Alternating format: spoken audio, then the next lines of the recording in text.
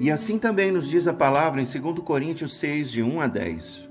E nós, cooperando também com ele, vos exortamos a que não recebais a graça de Deus em vão, não dando nós escândalo em coisa alguma, para que o nosso ministério não seja censurado. Antes, como ministros de Deus, tornando-nos recomendáveis em tudo, na muita paciência, nas aflições, nas necessidades, nas angústias, nos açoites, nas prisões, nos tumultos, nos trabalhos, nas vigílias, nos jejuns, na pureza, na ciência, na longanimidade, na benignidade, no Espírito Santo, no amor não fingido, na palavra da verdade, no poder de Deus, pelas armas da justiça, à direita e à esquerda, por honra e por desonra, por infâmia e por boa fama, como enganadores e sendo verdadeiros, como desconhecidos, mas sendo bem conhecidos, como morrendo, e eis que vivemos, como castigados e não mortos, como contristados, mas sempre alegres, como pobres, mas enriquecendo a muitos, como nada tendo e possuindo tudo. Nos dias em que vivemos, temos a oportunidade de viver a plenitude do Evangelho de Cristo, que é o cumprimento da lei de Deus no que diz a respeito da vinda do Messias. No entanto, a palavra que acabamos de ler não parece muito com o resultado daqueles que buscam o Evangelho em nossos dias. O que fazemos com a nossa liberdade, com a vida que levamos, com o tempo que temos? De certos para muitos é difícil passar 10 minutos na presença de Deus orando, mas não notamos que passamos horas em redes sociais. A pergunta que fica em nossa mente é: o que esses homens viram que nós não vimos hoje? O que cada cristão, discípulo ou apóstolo de Yeshua viu naqueles dias da igreja primitiva que não vemos hoje? O que foi oferecido a eles para que aceitassem o chamado de Cristo, ou até mesmo uma cura ou qualquer milagre? O que teriam em troca disso? Se observarmos a vida de alguns homens cuja estatura de fé não se pode comparar a qualquer homem em nossos tempos, veremos o seguinte: Estevão foi apedrejado, Tiago, filho de Zebedeu, foi degolado, Filipe apedrejado, Tiago espancado e apedrejado e açoitado com cacetetes, Barnabé foi torturado, arrastado pela cidade com uma corda presa ao seu pescoço, depois queimado vivo.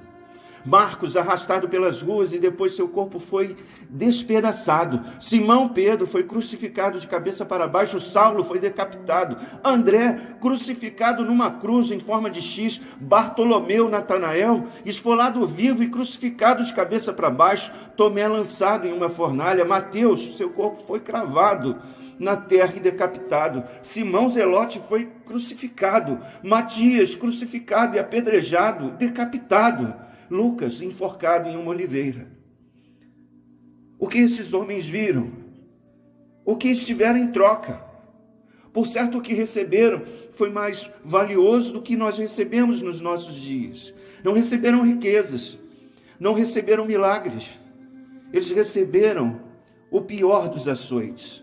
Tertuliano diz que os cristãos de hoje pisam em terra manchada pelo sangue dos santos, homens que a palavra de Deus diz que não eram, que o mundo não era digno de tê-los.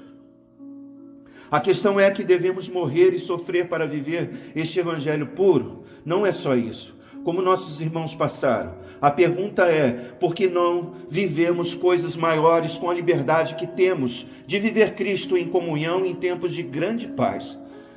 Favorecemos conceitos e dogmas, ensinamentos tendenciosos, esquecemos-nos da palavra santa, não a lemos ou nos aprofundamos nela, não falamos com o Pai em um momento de qualidade, esquecemos de se tornar exemplos para a geração.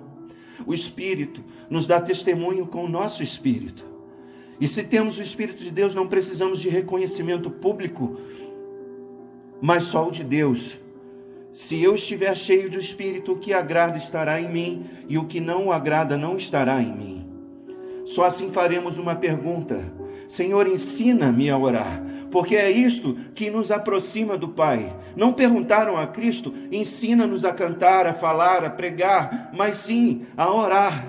A melhor coisa que podemos fazer nestes tempos é orar e pedir ao Pai que nos mostre uma direção dentro de sua palavra. Levante homens e mulheres cheios do Espírito Santo que preguem a genuína palavra de Deus, não por dinheiro, por fama ou poder.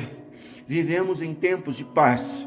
Precisamos viver Coríntios 6, de 1 a 10. Líderes que desejam, que estejam preocupados com a sua geração e não com o tamanho de seu templo ou de sua conta bancária.